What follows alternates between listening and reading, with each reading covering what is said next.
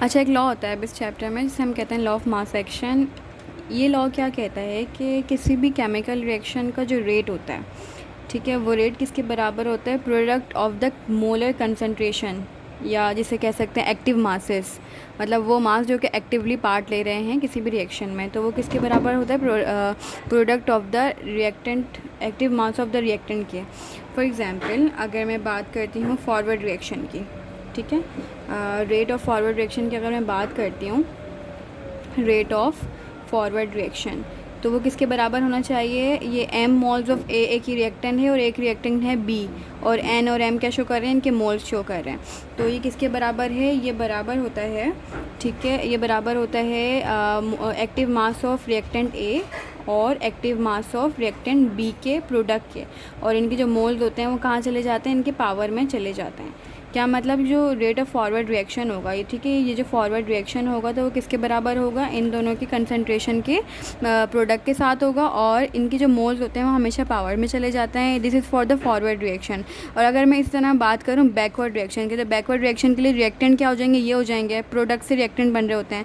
तो अगर मैं बात करूँ रेट ऑफ बैकवर्ड रिएक्शन, तो वो किसके बराबर हो जाएगा, COD जो कि प्रोडक्ट है वो अब इस किस में कन्वर्ट होंगे, रिएक्टेंट में कन्वर्ट होंगे। तो यहाँ किसका प्रोडक्ट, मोलर एक्टिव मास किसका यूज़ करेंगे हम, COD का। क्यों, COD ये प्रोडक्ट बन रहा है और ये क्या है, रिएक्टेंट है।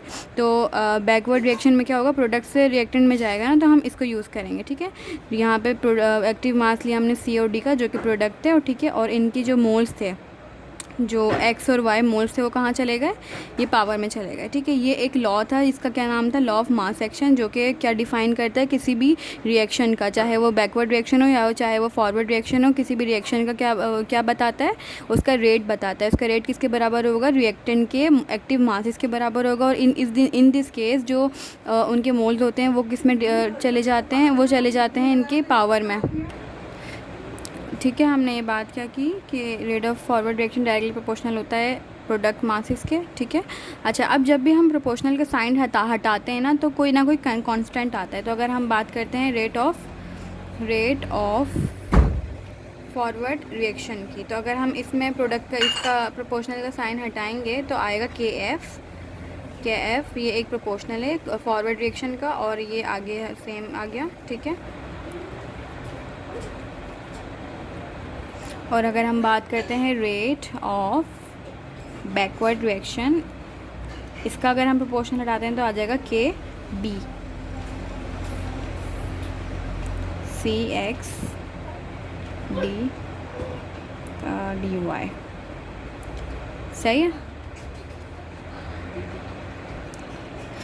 हमने क्या पढ़ा है कि इक्विलिब्रियम स्टेट पे क्या होता है, जो फॉरवर्ड रिएक्शन होता है वो किसके बराबर होता है, बैकवर्ड रिएक्शन के। और हमने अभी फॉरवर्ड रिएक्शन की क्या इक्वेशन डिराइव की थी कि जो फॉरवर्ड रिएक्शन है वो किसके बराबर होता है, KF, active mass of product of active mass of reactant A and reactant B, और उसके जो मोल्स पावर में चले गए थे। इस तरह जो है KB क्या था, कांस्टेंट ऑफ बैकवर्ड रिएक्शन था, और इसमें क्या था, प्रोडक्ट हमारे क्या कहते हैं, CD थे, और इनकी पावर इनकी प्रोडक्ट था, और इनकी जो मोल्स है वो जो है उसमें चले गए थे, जो पावर में चले गए थे, ठीक है। ये हमने एक पूरी इक्वेशन बना ली थी। और हमने क्या पढ़ा, फॉरवर्ड रिएक्शन जो है बैकवर्ड रिएक्शन के बराबर है, इसके अकॉर्डिंगली हमने इनकी वैल्यूज़ पुट कर दी। अब KF यहाँ चला गया, हमने KB को उठा के यहाँ कर दिया, जो बैकवर्ड रिएक्शन का कांस्टेंट था हमने यहाँ लिया है, और इस पूरी इक्वेशन को उठा के हमने यहाँ शिफ्ट कर दिया। तो किसके बराबर हो गया, KF डिवाइड बाई KB, और ये जो है ये वाली इक्वेशन डिवाइड में चली गई। क्या मतलब कि प्रोडक्ट साइड जो ऊपर आ गया, रिएक्टेंट साइड नीचे आ गया, ठीक है इसका।